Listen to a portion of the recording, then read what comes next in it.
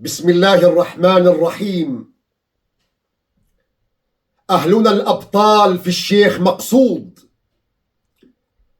شعبنا الأشاوس في الأشرفية، قلاع الكرامة التي لا تركع، نبض كردستان الحي في قلب الشهباء. اليوم وأنتم تحت حمم القصف الغادر وفي ظل حصار الجبناء الذين عبثا يحاولون كسر إرادتكم الفولاذية، تثبتون للعالم أجمع أنكم أسياد المقاومة. بصوتكم الذي يهز الأرض تصرخون في وجه الطغاة: هيهات أن تكسر راية ولدت من رحم المقاومة والفداء. تحية إجلال لكم، تحية إجلال وإكبار لملحمتكم الأسطورية التي تسطرونها ضد الهمجية وضد عقلية الإلغاء والفناء. أسودنا الرابطة على الثغور، قواتنا الأمنية البطلة في الشيخ مقصود والأشرفية، عيوننا التي لا تنام، جنودنا الجاهزة أبدا للدفاع عن الوجود والكرامة.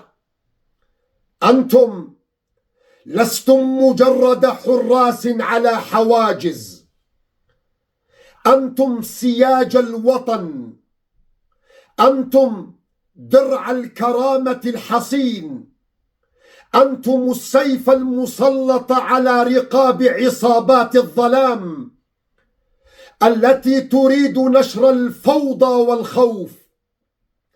أنتم حماة العرض والأرض وحراس الذاكرة والمستقبل. نقول لكم: لستم وحدكم في الميدان، شعبكم العظيم يلتف حولكم كالسوار حول المعصم. صوت بندقيتكم هو صوت كل كردي حر في هذا العالم.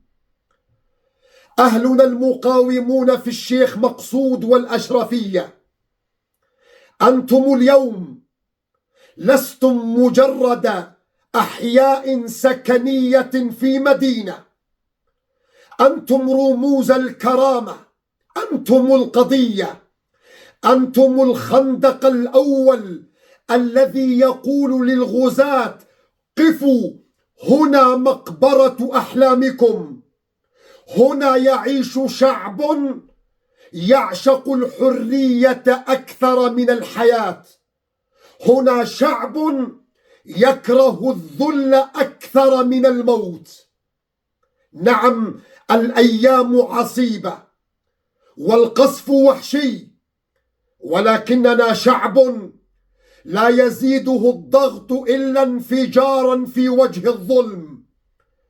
نحن من تعلم كيف يحول الألم إلى قوة خارقة، كيف يصنع من الدمعة رصاصة، كيف يحول الخوف إلى إقدام وشجاعة، ليعلموا أن ليلهم الزائل مهما طال فإن فجر حريتنا سيبزغ حتما من فوهات بنادقكم.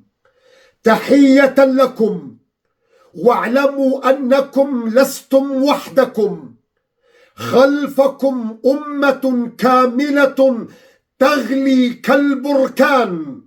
كل كردستان بجبالها بسهولها تقف صفا واحدا خلف متاريسكم، من قلعة آمد الصامدة إلى هولير، من السليمانية ومهاباد إلى عروس المقاومة كوباني وقامشلو، كلنا اليوم شيخ مقصود والأشرفية.